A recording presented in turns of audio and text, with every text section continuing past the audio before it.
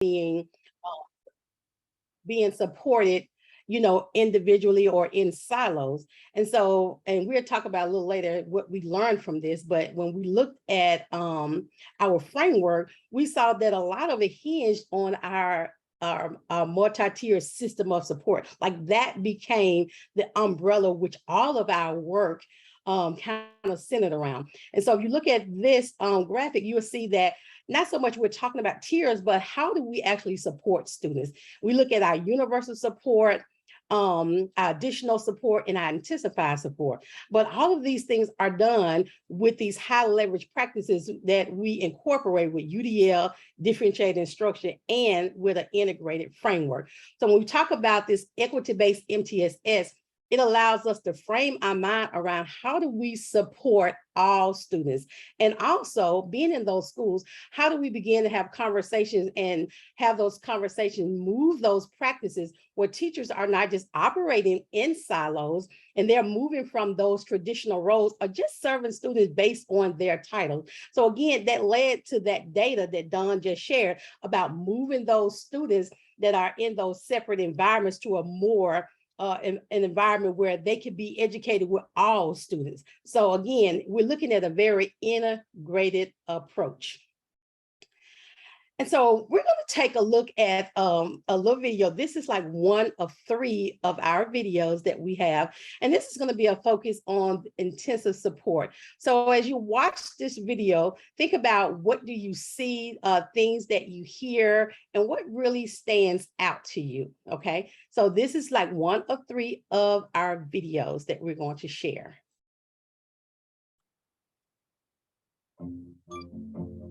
MTSS, one system of support for all students.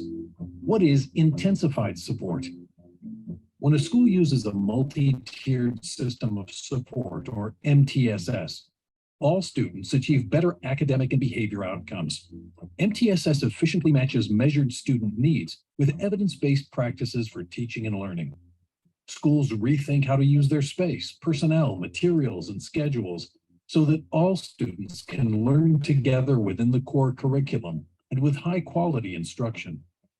Intensified support provides a few students with specially designed instruction, extra support, and other services. This tier is more resource-intensive than the universal and additional tiers, and usually involves ongoing daily support. Intensified support is not a substitute for participation in universal support, and like additional support, occurs seamlessly within the natural flow of the classroom and school. Schools identify students' need for intensified support in 3 ways: universal screening, additional support progress monitoring, or an existing individualized support plan. The specially designed interventions take into account individual student needs, which may be a complex combination of needs not easily met by the targeted skill instruction provided in additional support structures. Like additional interventions, the specially designed interventions are evidence or research-based, and student progress is monitored for effectiveness. Although intensified support may be long-term, it may also be short-term and withdrawn when progress monitoring data indicate the student no longer needs it. Progress monitoring data may also indicate the need for a different intense intervention. School and grade level teams that include general and special educators and other specialists or therapists work together to define and deliver intensified support. MTSS intensified support ensures that each and every student is welcomed, valued, and supported in the classroom and school. Learn more about MTSS and SWIFT at www.swiftschools.org.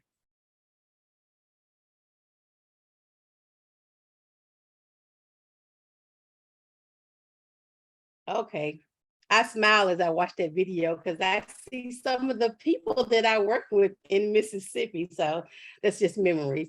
So anybody want to share real quickly about some big ideas that you heard or that you saw? And feel free to come off mic or put in the chat. Andrea, that was interesting. That was very helpful for me to see, I can say. Personally, if I could ask a question just really quickly, I'm trying to get a sense of what the empirically based supports that are being used, that are part of this MTSS model. I understand that data is being constantly acquired and then used to, I think, inform or guide strategies and educational practices. When in the video they said, like, this is empirically, there's empirical backing behind the approaches that are being used. Can you maybe give some examples of what those empirically based approaches are? Or these behavioral strategies, or what exactly is that referring to?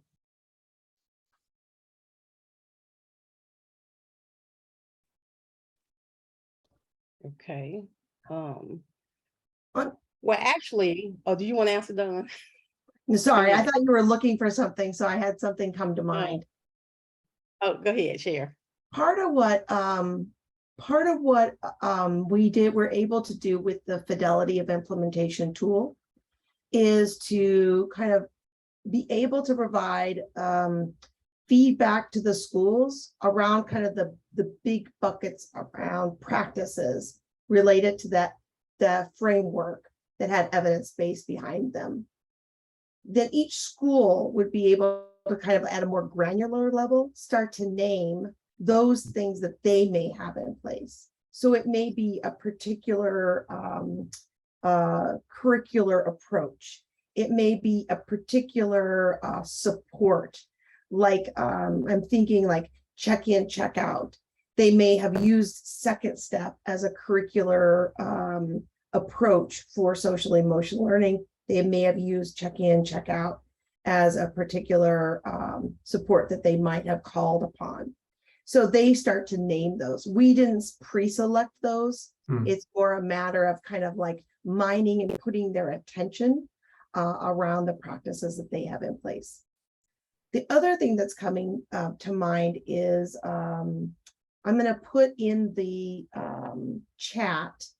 Carrie, I can't remember what it was called. It's the latest brief that looks at the instructional practices that Poon did, that I think is also a nice companion to your question map.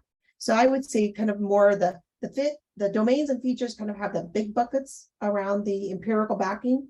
And then as we work with schools, we get them to name what those practices look like at their site as they look at their data to be able to say whether or not they're producing the outcomes that they're looking for.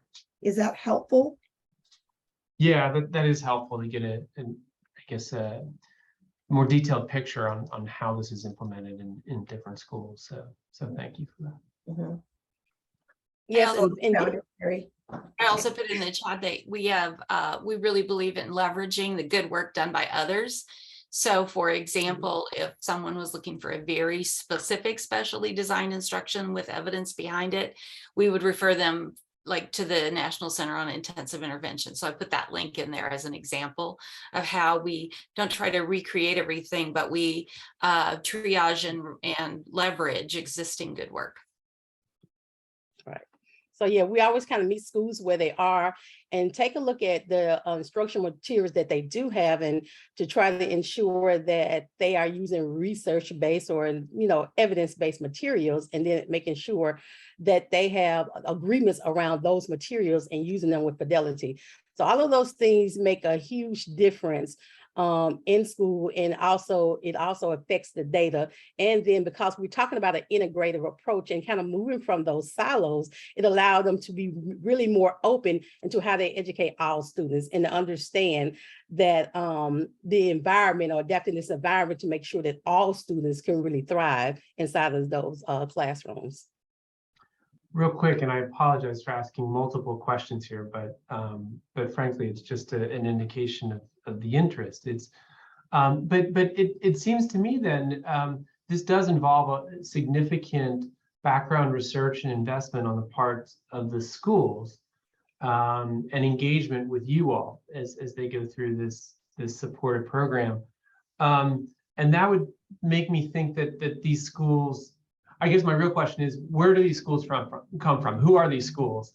Because it seems to me that they're non-random, if that's the case, right? And so it also makes me think about one of the data points that you showed earlier, where the low fidelity and high fidelity groups seem to really vary at the initial data stage on a couple of the measures, I think on the ELA measure. And that also suggests to me that maybe it's not random who's showing low fidelity versus high fidelity across this program. So some of our published research highlights the fact that administrative leadership, how your principals and assistant principals lead this effort, is a mediating factor as to whether or not MTSS is installed with fidelity. And then whether MTSS is installed with fidelity is then the indicator of whether student outcomes will improve. So you're absolutely right. There's a lot more to this than just, I'd like to sign up and do it. yeah. Andrea, do you remember what that was a little earlier than me. I don't know if it preceded you. Do you know, like, for example, how Mississippi selected the 4 districts, Meridian and North Sonoma and Sunflower, and I think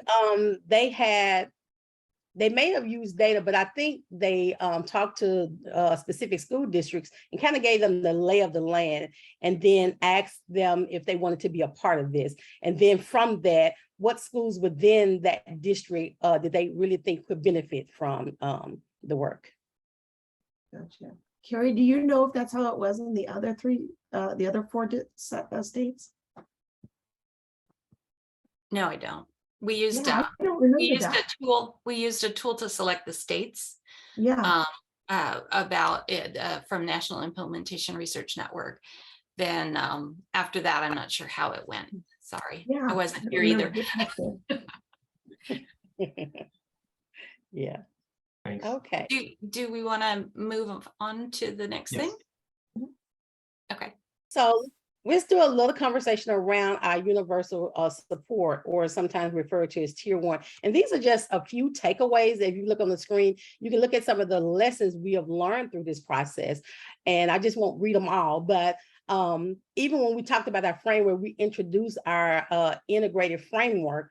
You see, one of the takeaways we had was this integrated thinking and planning about our academics and behavior. So we're not, again, doing these in silos, but there's a way, how do we think about the needs of the students and making sure that it is an integrated approach, instead of trying to sometimes help a student support them in academics, and sometimes academic and behavior goes hand in hand. So not doing it in silos, but looking at the child as a whole and where do we need to have those supports. So even in that universal or that core subject area, we're thinking about how do we plan, how do we integrate, and how do we, come together with our general ed and special ed, again, trying to move away from that siloed approach. In tier 2, when we focus on additional support, some of our takeaways are that when we're looking at our additional support, this additional support should be flexible and it should be able to meet the needs of the student. But even in talking about these additional support, is not anything, again, separate from universal. Again, this is in collaboration with our universal support. Universal support is always there. So we want to make sure that we're providing what students need in addition to the universal support, and making sure that our most highly expert works with those students who are in need. And then when we're looking at our tier 3 or intensify, as we looked at the video, here are some more takeaways that we learned. And just to focus on one, we want to ensure that individualized support enhances, again, core instructional support. So it always goes back, we always think about if we have good tier 1 support, if our tier 1 is very strong, then there are a few students that will be identified who would need additional support or intensive, but those supports are in place for those students. And even when we're looking at intensified support, we're not talking about just trying to move students again to a different environment or having a person with a specific title. How do we again begin to integrate and make sure students receive those supports within the environments that they are already in? Andrea, before you go on to that, the same week that we were awarded the project that we're transitioning to, off of these lessons learned. We also received an IES research grant to look at this planning process that these lessons represent. So this notion of how do we do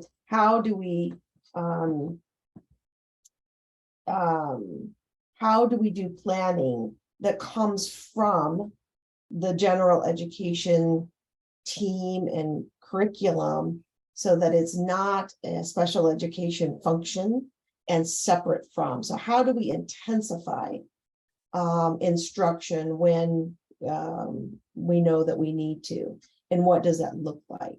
So we will be doing that across 3 years, Carrie, is that right? 4 total, across 4 years. And we're going to be working in Bellevue, Washington, who has structures around MTSS in a pretty healthy state that I think will allow this intensification process to work well. So we're going to be starting that now, but probably starting in January. Thanks, Andrea. You know what? Let's go ahead and let Carrie talk about the new one, because I think that will raise some nice conversation and questions, and I don't want to lose sight of what's to come, if that's okay. Yes, sure. Thank you. Yeah, I imagine that the new one is the real reason we were invited to speak, but we wouldn't have the new one if we hadn't done this prior work. So it's important that you have that foundation. So thanks, gals. The U.S. Department of Education Office of Special Education Programs recently awarded us what you see on the screen. They call it the National Technical Assistance Center for Inclusive Practices and Policies. And as we talk about this, please note that our formal press release isn't out yet. I think I saw Jen on here. Hi, Jen. Our formal press release isn't out yet. So we're putting the cart before the horse with you, or as Dawn said, the KCART before the press release. Thank you, Dawn, for that. So now you are insiders with us, and we anticipate, I mean, we have the press release going through internal review right now, so it will just be days away. So just if you would be sensitive to the fact that we haven't done that yet. Next slide. I want to just share with you who's involved in this. Our leadership team is listed there, and you may recognize a few of the names. And the photo there is of our whole group. We've been working together for a long time, really, for a decade, and maybe some people more, in service of this idea of systemic transformations that benefit students who are marginalized by the education system, and most especially students with disabilities is where we began and continue our work. So this is our team getting together for the first time since COVID, and we'll all be working on this together over the next 5 years. Next one. And our mission as a center has not changed, but this work just reinforces it, that we are working to benefit each and every student with and without disabilities.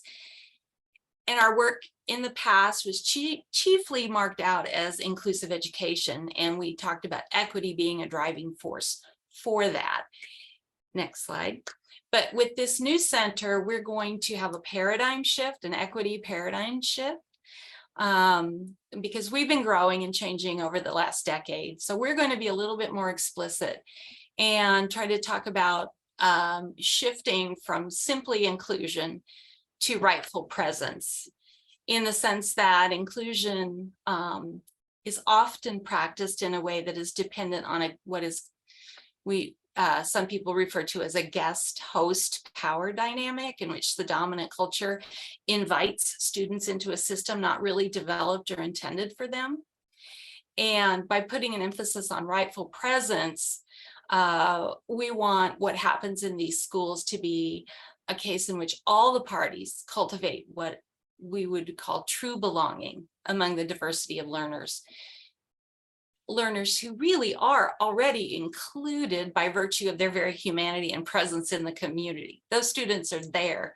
They've just been in a system that maybe wasn't there for them. So when operating from rightful presence perspective, we'll have students, we'll have teachers, we'll have administrators, family, community, all working together to make this transformational shift into a place where the unique learning and aspirations of students who have traditionally been expected to be squeezed into the dominant culture definitions will really thrive and grow. So our name for the center hasn't been announced yet, but it will probably not just be inclusion. Let's just say that. And then we just love this quote from Brene Brown. I don't know if any of you guys read or listen to Brene, but she says, true belonging or rightful presence doesn't require you to change who you are. It requires you to be who you are. So we want to make schools places where students can truly be who they are as they learn and grow. So that's a little bit of our philosophy right now.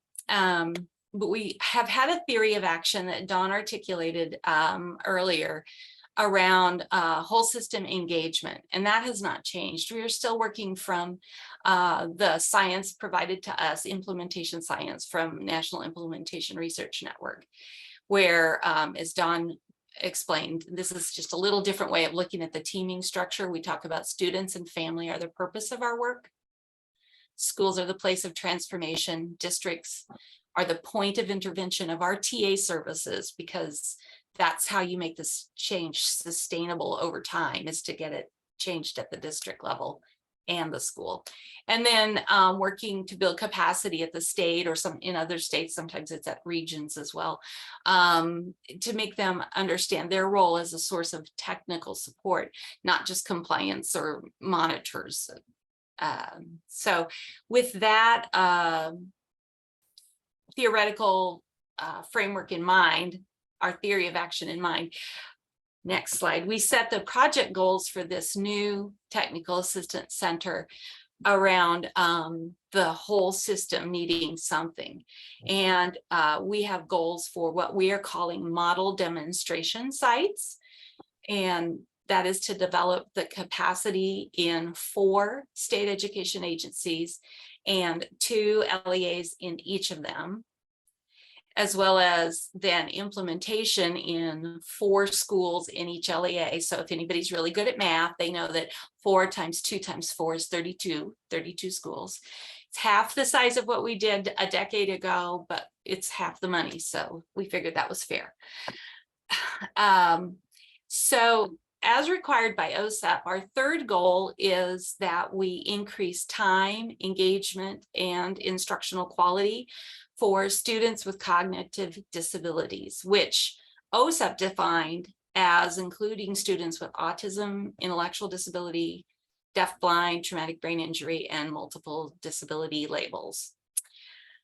We know our model works to serve each and every student, but we will be accountable to OSEP for this population that they defined.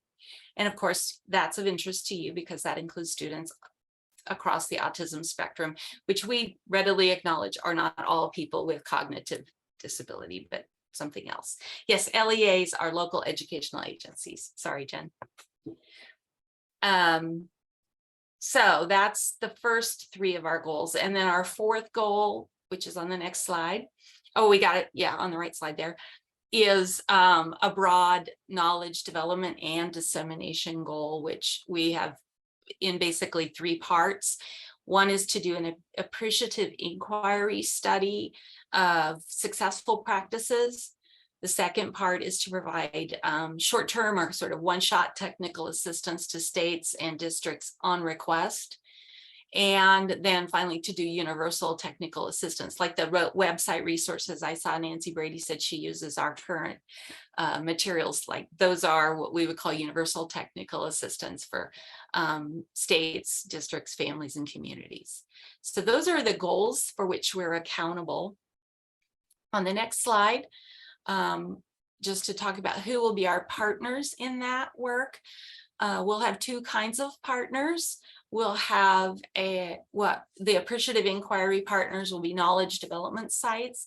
And we're going to survey our current partners or previous partners who have worked with SWIFT over the last decade for exemplary practices. They may not do everything, but they'll do something really well, and we'll go in and feature that and do a study on that. We're going to do 2 states, 2 districts, and probably an elementary and a secondary school setting.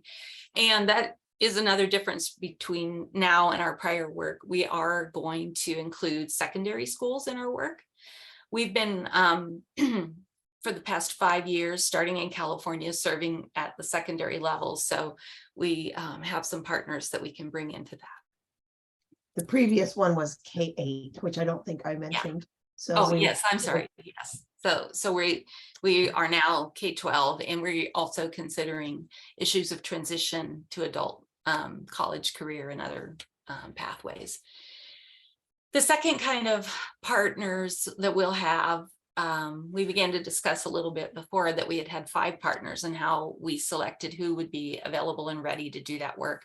And the model demonstration sites will be co-selected with the Office of Special Education Programs through a competitive application process that will happen later this year or in early spring.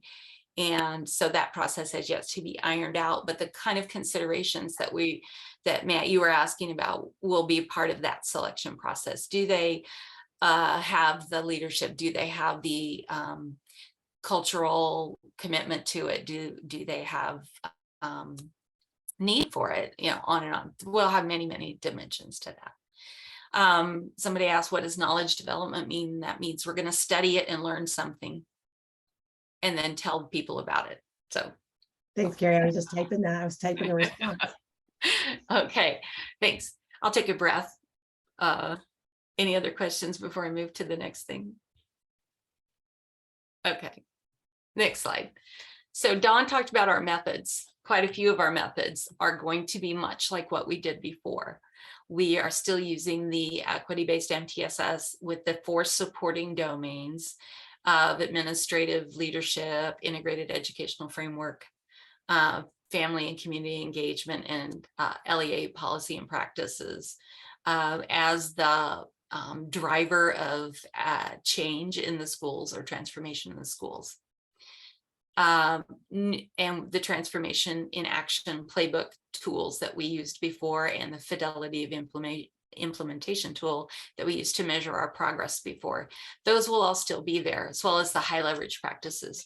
And then as Dawn began to describe, we've always had methods for intensified support in that decision-making protocol, but we've sort of pulled it out and we are validating it with this IES grant, but we'll also be using it here as a successful practice. We know it's a promising practice because we've used it before. We just haven't packaged it and labeled it like this before. We're going to call it RAISE, Resources Aligned and Integrated for Student Equity. So that's that decision-making protocol with data and other considerations moving into how do we support the students who have the most complex learning situations. And so these will be some of the methods we use. Another new thing that we're introducing into this work is a set of equity transparency tools. As we said before, this is a lot about equity, and that has to do with what do people believe? What is your culture? How do you practice equity? And in contrast to the fidelity of implementation tool that says, how far have you implemented some really specific practices? The equity tools are more of a set of reflection tools that bring a narrative back to the school to say, here's your equity picture. Here's your equity story. What would you like to do to advance it? And so we are funded right now by the Oak Foundation to develop and validate these tools, and they're actually developed and we're about to pilot them in some schools this fall. So we'll begin to use them when we start working in schools next fall, because it'll take us like from now till next fall to actually get selected, start working with states, start working with districts. So by next fall, we'll be implementing in those 32 schools, and these equity transparency tools will be ready for use by then. And then lastly, we're going to have an embedded evaluator listed on the people slide earlier. We have Dr. Jay Feldman from RTI, and he'll be embedded in the, when they say you have an embedded journalist and they go into battle, well, Jay's going to go into battle with us for the next 5 years and be our external but embedded evaluators. So we expect, with the data that we'll be collecting and the gains that we'll be making, that and with continuous improvements with the help of our evaluator, that we'll have some more data to share with the world and more tools and resources to share with the world, so that more schools can be moving from inclusion to rightful presence with their students. So that's our plan at this point. Questions? Any questions on anything we said today? Yeah, nice job, Carrie. You got through a lot. So as people process, we are curious what your questions, thoughts, any of that are. Well, I can jump in just to say thank you, the three of you, for this presentation and for outlining what you've been doing in this project, and then what you're planning to do with this new award. Congratulations again on that. It does sound like a massive project, so it's really exciting. I'm sure you all are excited and your team is ready to go. One quick question for clarification. Carrie, you were speaking about the external evaluator at the end there. Can you, I didn't quite get what their role was or what they would be doing. You said it's an external evaluator, which am I inferring correctly that they're then kind of objectively evaluating outcomes, or how does that work? So Jay and his organization have a separate sub-award from us and are accountable to OSEP as co-PIs with us to ask questions about how we are conducting this project. So he'll be looking at us more than at the students. I see. To ensure that what we do is achieving what we said we would do, but deeper than that. Yeah. Very nice. I see. I understand. Thanks for clarifying that. A couple real quick points, and then we do have a question from Nancy Brady in the Q&A. I should have said this in the beginning, though. Please feel free to unmute or raise your hand to ask questions. I can field the questions in the Q&A as well, so feel free to drop them in there. And then I embarrassingly introduced Andrea Mayfield as Miss Andrea Mayfield when I should have introduced her as Dr. Andrea Mayfield. And so I very much apologize for that, but I wanted to make that clarification before we moved further. So sorry about that, Andrea. Matt, we added Andrea to the team late, so I'm not sure that you had any information that would have allowed you to know that. So well, thanks for saying that, but I do regret it, and just wanted to make sure that was clarified. And then I saw that you all beat me to it because I'm too wordy. But Nancy asked about where the Kansas schools for the new grant, are they in Lawrence? And Carrie, you indicated no Lawrence or Kansas schools yet, suggesting that may happen. We'll do a competitive process for selecting which states we work in, and Kansas may compete. We don't know. we would love that for those of us who travel frequently. It'd be nice to showcase our own state. That's right. And, allow this work to join others. I'm sure the work that you all do, it's always really nice and a proud moment when you can see it in your own backyard. I thought that the map showed Kansas as one of the pop out states.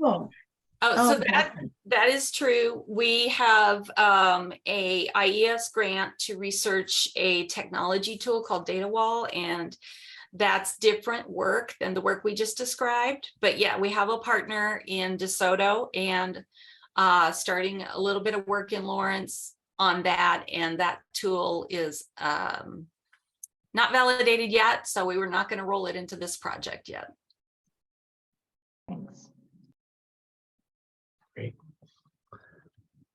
What other questions in the audience? Again, please feel free to raise your hand and unmute. Hi there, I had a question. I am new to the KCART series and a lot of the work everyone here does. And I'm just curious about what SWIFT is. Is it a framework? Is it an organization? Is it a series of policies? That's my first question. I do have a separate question as well. So Swift Education Center is a research center in the Lifespan Institute at the University of Kansas. So we're an organization. Our name, SWIFT, is derived from a conceptual framework from a decade ago that the acronym at that time was School-Wide Integrated Framework for Transformation. So we often refer to the SWIFT framework, which I think Dawn had a little diagram of that, the 5 domains and 10 features that describe the practices for implementing inclusive education. Mhm. Thank you for that clarification. I was also curious, when you intensify all of these supports and give teachers maybe more programming time, for example, do you find that schools have to hire more or pay more their teachers? And if so, how does that work? Or is this all embedded within the framework the school already has going? Oh man, I think people would absolutely love if this led to the pay increase part of your question. As we have done that intensifying process, schools have had to wrestle with what does this mean in terms of how we configure our teams and how we, expand and contract the teams as needed based upon the student.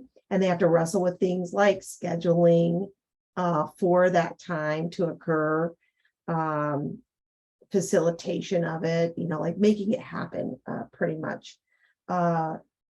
We usually do not find that people hire more positions, but rather think about the positions that they have, the human capital that they have, and how best to leverage it.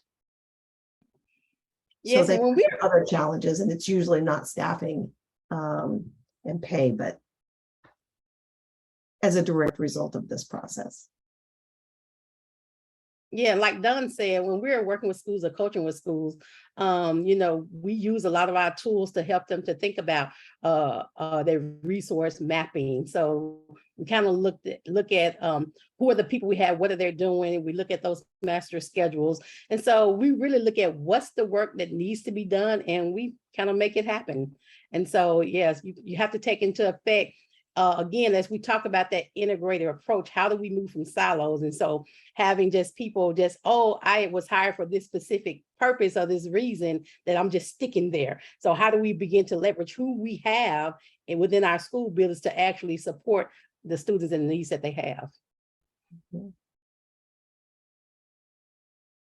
I had another question. I think kind of builds off of Rebecca's great questions, but I'm curious about what you hear from the schools that are part of this program and how they describe the process and the supports, and whether it, in the end, they feel sort of more supported and more efficient and more productive, or whether there's any concern that this actually stretches educators even thinner. So just curious what you hear, probably just qualitatively from the schools you work with.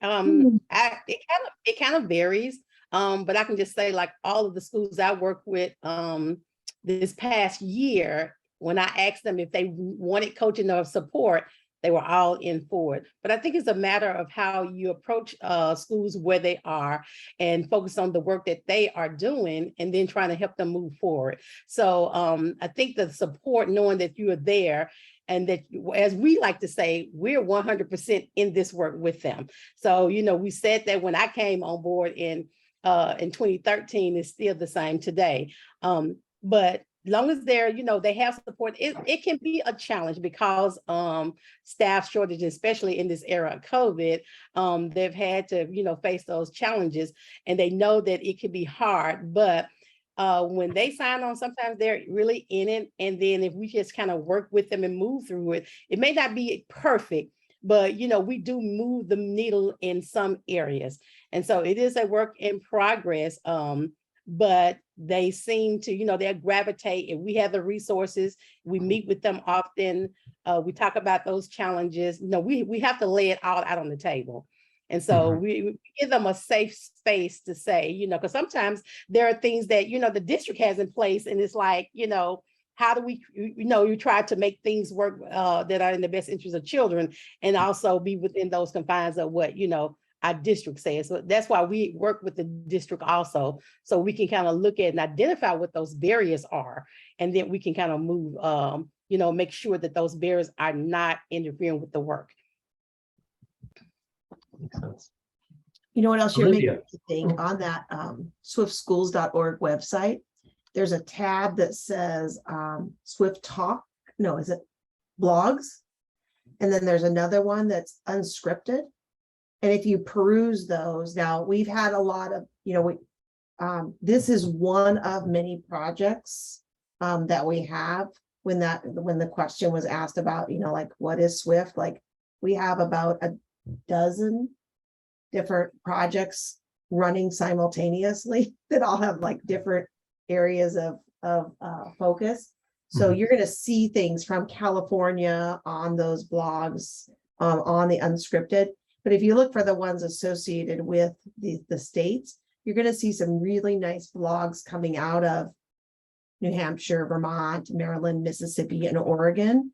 And so there's like one of them that's one of my favorites was the superintendent in a New Hampshire school. And he talked about like, how did they involve the community and families in the design of their ideals. So they worked from the framework and then basically said, what does this mean for us in our context? Like, what would be different as a result of our participation? And people went in different directions with that. And so I love some of those blogs. There's a district team. One of my favorite blogs too is a district team in Cecil County. I think it was Cecil County, Maryland. And they talked about the angle they took on it as a district team was, we're sitting here talking about a population that we don't even know what their current reality is in our own district. So as a district team, they divided up and they spent an entire day shadowing students, and just like how they approached their journey with this was really kind of, I think, a lovely thing. So take a look at some of those to kind of get a flavor of that. Thanks for that. I'm going to try to multitask. Oh, I'm sorry, Carrie, did I cut you off? Nope, go ahead. I was going to try to pick up the question in the chat box, but you go ahead.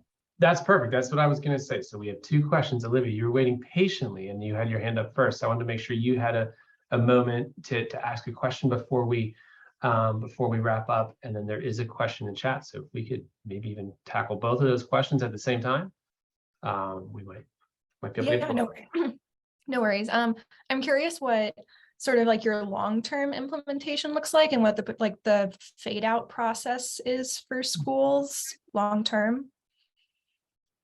Sometimes that's dictated by our funding structure. So we kind of go in with the mindset and the structures around capacity building and really helping people accomplish what's important to them around this work. So we hope that by naming it, by really kind of structuring it that way, then people are left equipped with tools and processes that allow them to carry on. But quite honestly, the way that our funding operates oftentimes dictates in terms of our direct involvement. We worked with Oregon though for like since Decade. 2012. Yeah. And we're getting ready to launch another project with them and another SPDIG with them. So Yeah. So sometimes the relationship rolls into. Yeah. to new Yeah, concepts. that point about building capacity, particularly at the district level, is how we fade out, because the district takes over the role that we were playing. Mhm. The question about inclusion to rightful presence and how it might change the way schools and individuals approach the work is going to be as different as every context you enter into. But in general, it may be too general to say this, but usually general education has the power, and special education is always trying to push in and get permission to come in and be allowed in the classroom. In a rightful presence context, there's that power dynamic doesn't happen anymore. We get to the place where the students who have more support needs and the students who have less support needs all belong to the classroom. They belong to the special educator and the general educator equally. For example, I know of a particular instance where a special educator had a child who has verbal tics in the classroom, and when she makes noise, the general educator turns to the para educator in the room and says, "You have to get her out of here." That power dynamic where one teacher could demand that student have to leave the space because of what I would call the dominant culture, that just wouldn't work anymore in a rightful presence situation. Rather, all of them would have to contend together about how to be both create true belonging for every student and be very creative in doing that. But the power dynamic would be leveled rather than general educators telling special educators, no, get your kid out, or you're not allowed to bring your kid in. Does that make sense? We haven't done it yet, so we can't wait. Stay tuned. It's a really important approach to thinking about this, and quite exciting. So frankly, we'll look forward to hearing more in the future.